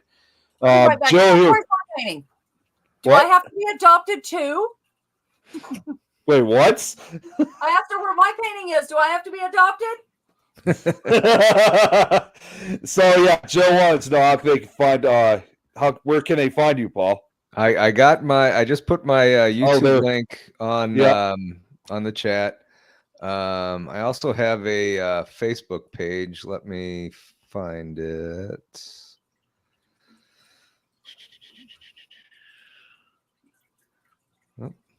Oh no, I lost where I was. See what while you're doing that, I'm actually getting the painting to have it ready before we end. So take your time. I am about to put it on there right now. Here we are.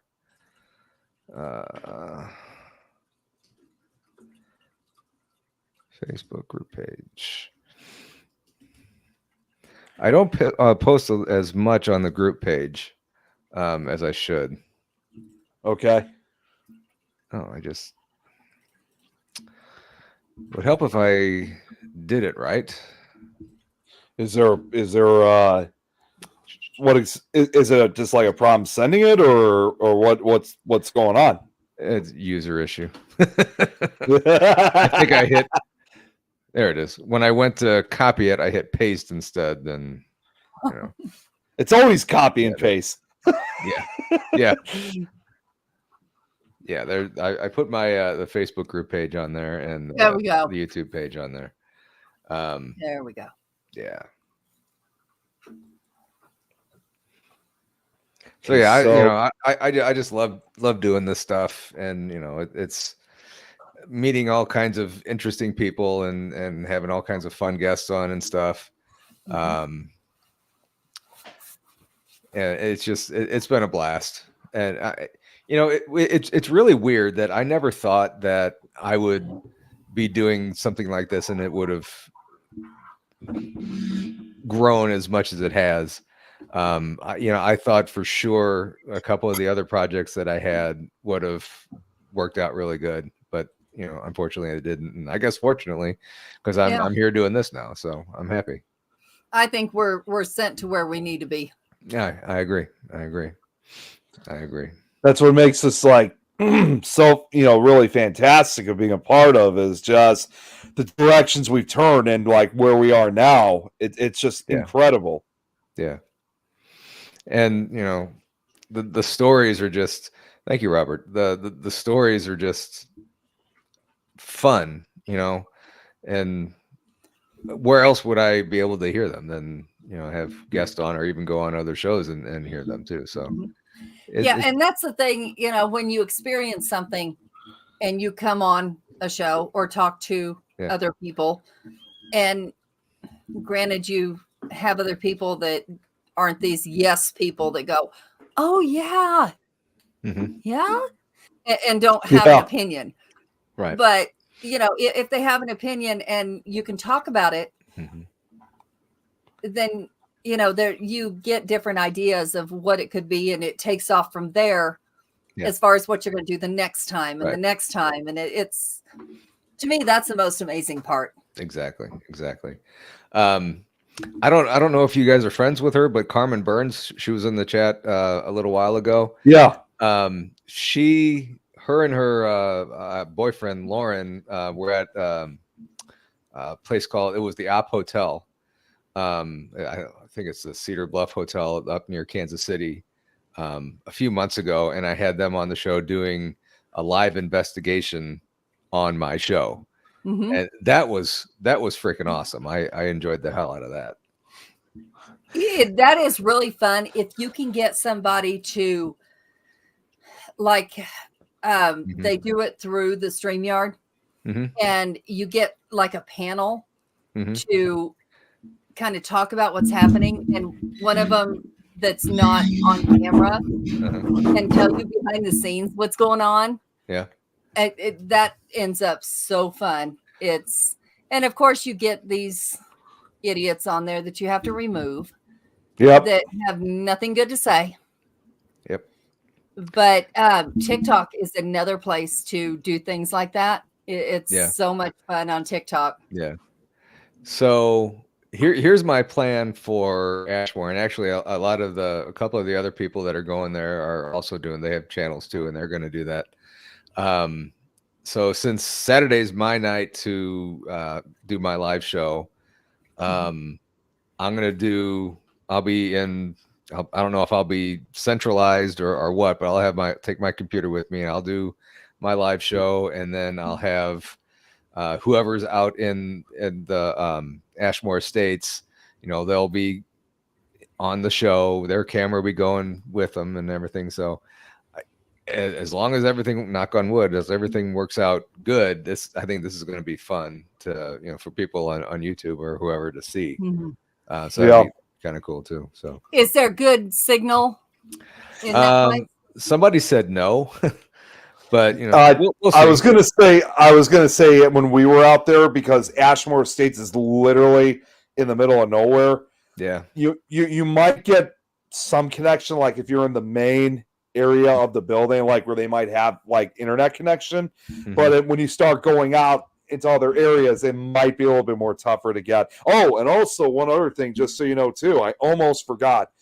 There's a room at Ashmore Estates, and exact same way as they did with the Masonic Temple in Salina, Kansas.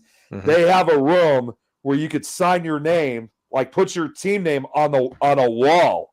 And the cool part is, me and Tom, we have our names on that wall. Oh, sweet. That wasn't Masonic Temple. That was the Abbey.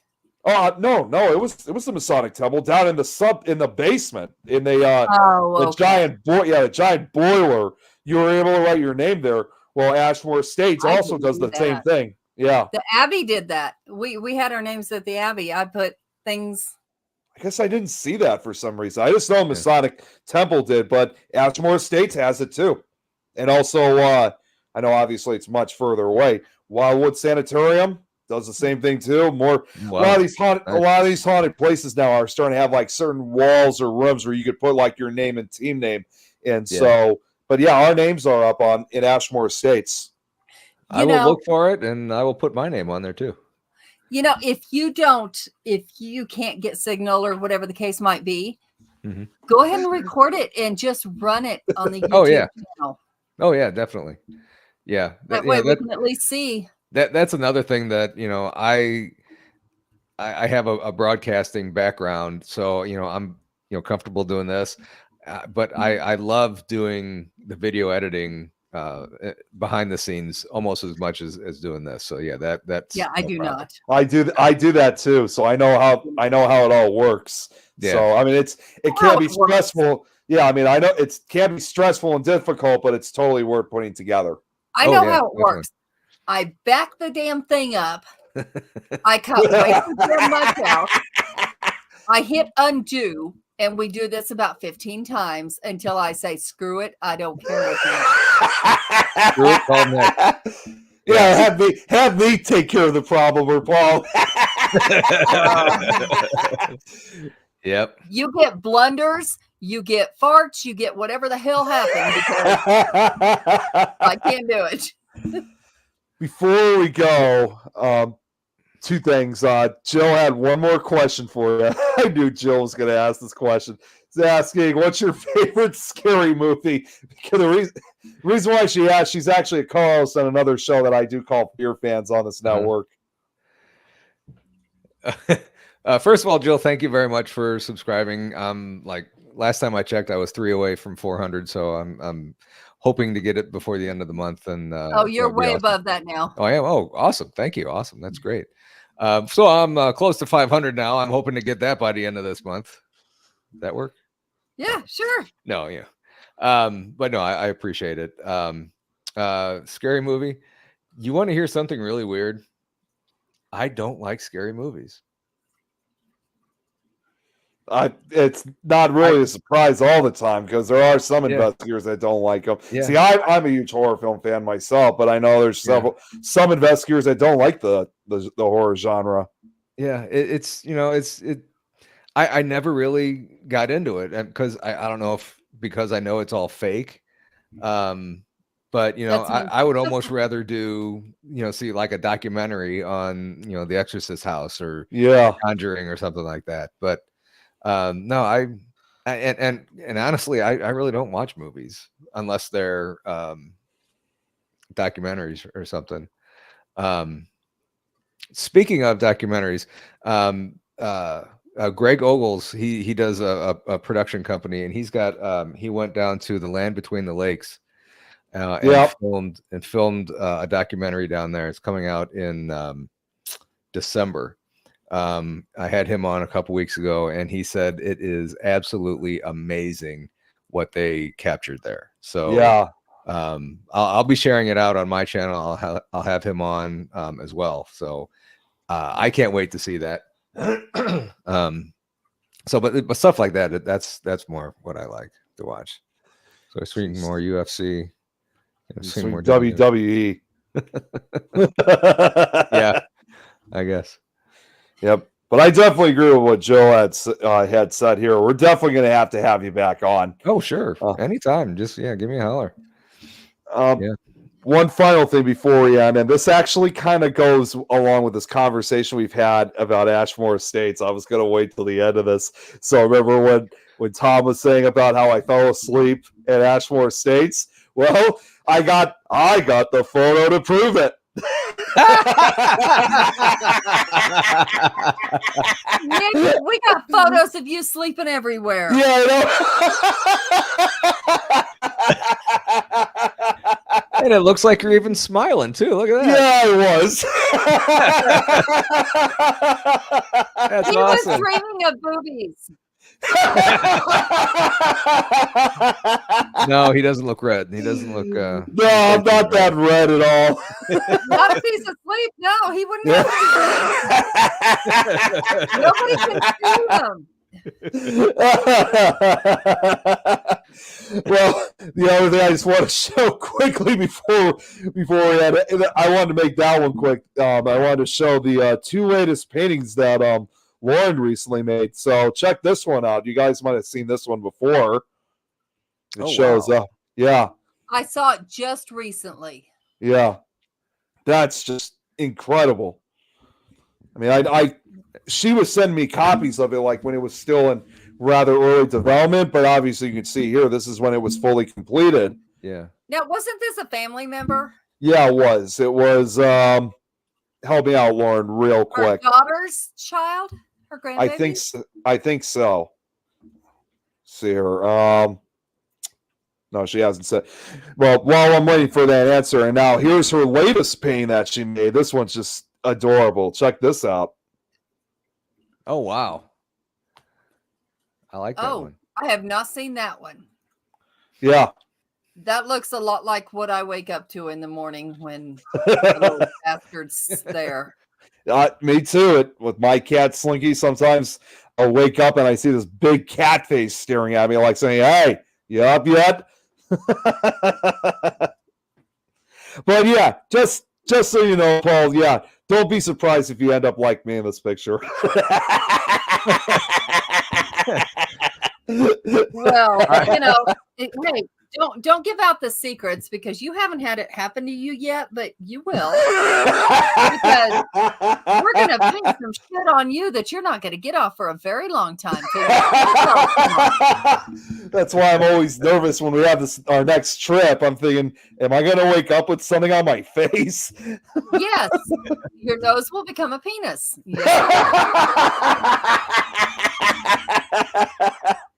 Oh, yeah, to answer the question, yeah, it was Lauren's great niece. That's who it was. Okay, sorry. I was thinking grandkid. I knew it was family. Do I get a point for that?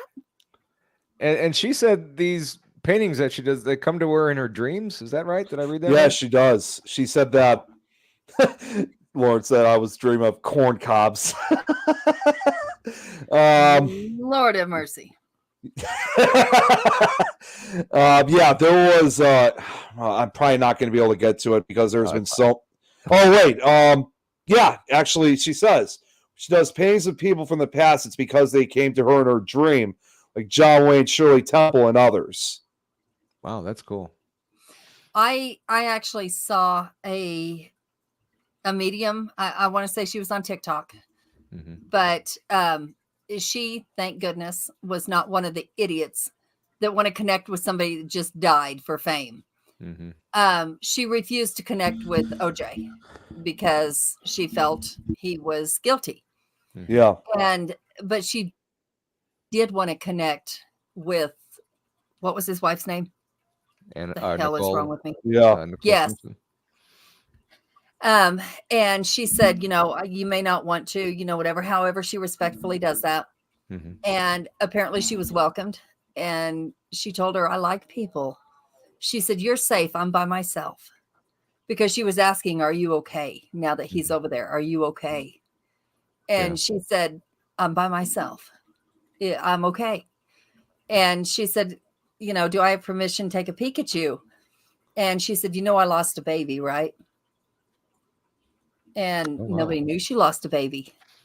But I guess she did have a miscarriage with OJ that nobody knew about. Now, this is what she is saying in the afterlife. Yeah. But she said, I like people. You can come see me anytime. And I had a lot of respect for her, whether she's real, whether she's not. I know nothing about her.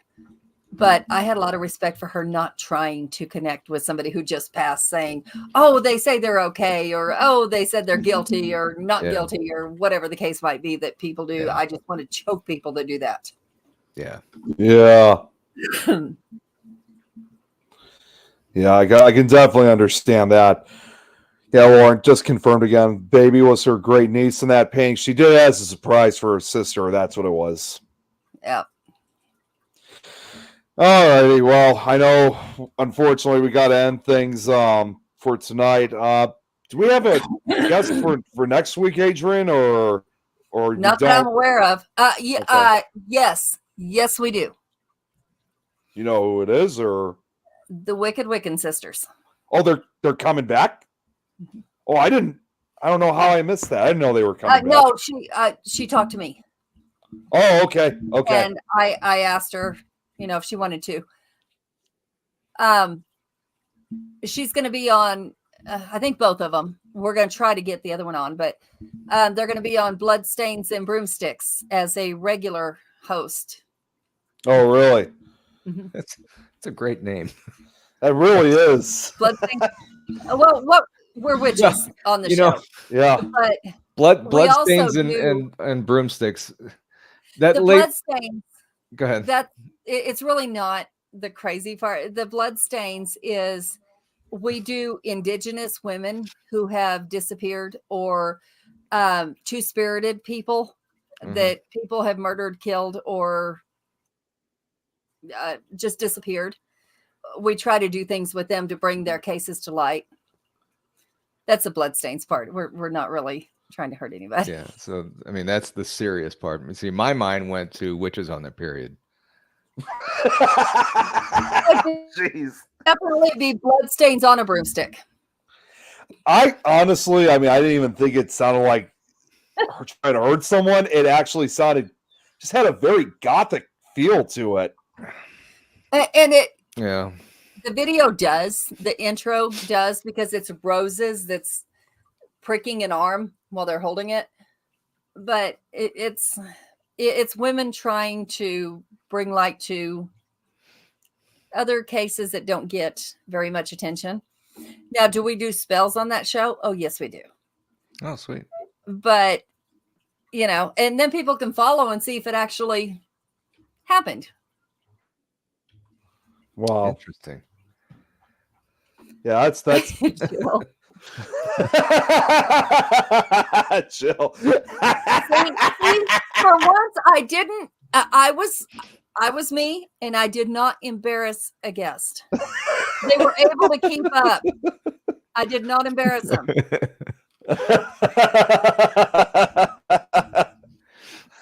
Should I be honored? Or how do I respond to that? Most people take us so seriously that they're like, "What? Oh, am I supposed to laugh at this point?" I'm like, "Look, we're having fun. It's okay." Yeah, Joe confirms you done good tonight. Hey, man. I didn't get too out of line. I was watching.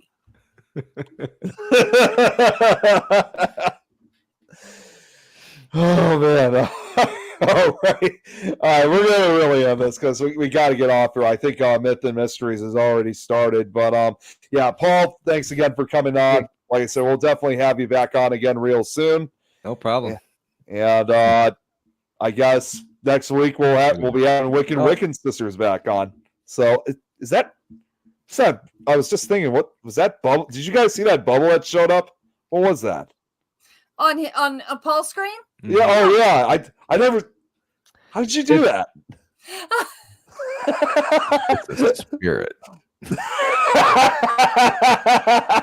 No, it's a Mac thing. So when you do this, you get thumbs up. Okay, yeah, because I have Windows.